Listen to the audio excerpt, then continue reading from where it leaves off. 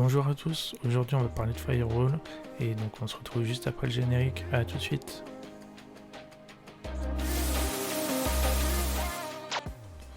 Donc dans une précédente vidéo on a parlé de VPN, donc je vous remets en haut à droite le sujet du VPN. Aujourd'hui on va s'attarder sur les firewalls et on va activer si vous voulez les firewalls qui sont mis par défaut sur les systèmes d'exploitation, que ce soit sur Mac ou sur PC.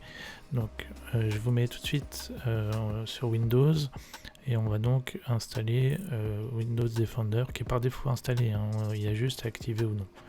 Donc je vous explique comment faire. Donc je lance l'interface. Donc sur Windows, donc la première des choses à faire, en bas en fait vous avez une petite loupe.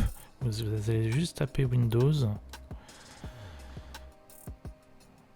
Et donc en tapant Windows, il devrait apparaître Windows Pare-Feu Defender. Vous avez juste à cliquer dessus. Donc une fois que vous avez tapé Windows et que vous avez sélectionné Pare-Feu, vous tombez sur cette fenêtre. Donc vous voyez, moi il est mis, il est activé, donc il est en vert.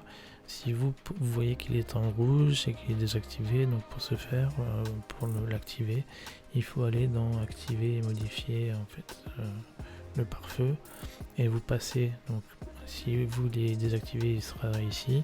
Vous avez simplement à sélectionner en haut pour l'activer et vous faites pareil pour le bas pour que les deux soient ouverts. Voilà, c'est juste ça pour activer en fait le Windows Defender. Alors on se retrouve tout de suite pour la version Mac. Alors pour Mac c'est simple, vous allez dans le menu pomme, ensuite vous allez dans Préférences système, ensuite vous allez dans Sécurité et confidentialité. Et donc dans coupe-feu, donc moi il est désactivé pour le moment, c'était pour vous montrer. Donc pour l'activer, vous avez simplement à cliquer sur le cadenas qui se trouve en bas à gauche.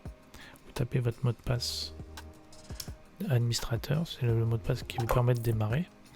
Ensuite vous allez donc faire activer le coupe-feu, tout simplement. Voilà.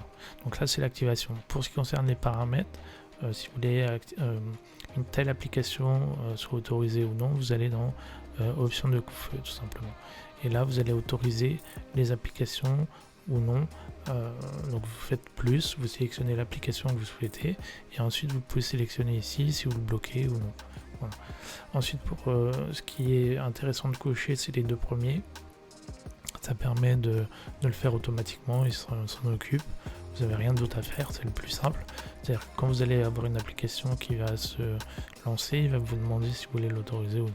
Donc autant le faire, le cocher. Si vous ne le faites pas, là il vous le pose, tout simplement. Et le mode actif, moi je vous conseille de l'activer. C'est si vous voulez, vous pouvez empêcher que des personnes malveillantes, par exemple, testent si par exemple ils ont accédé à votre adresse IP, de vérifier, ça permet de bloquer pas mal de ports, les ports ICMP. Je ne vais pas rentrer dans le détail, mais c'est bien de le faire.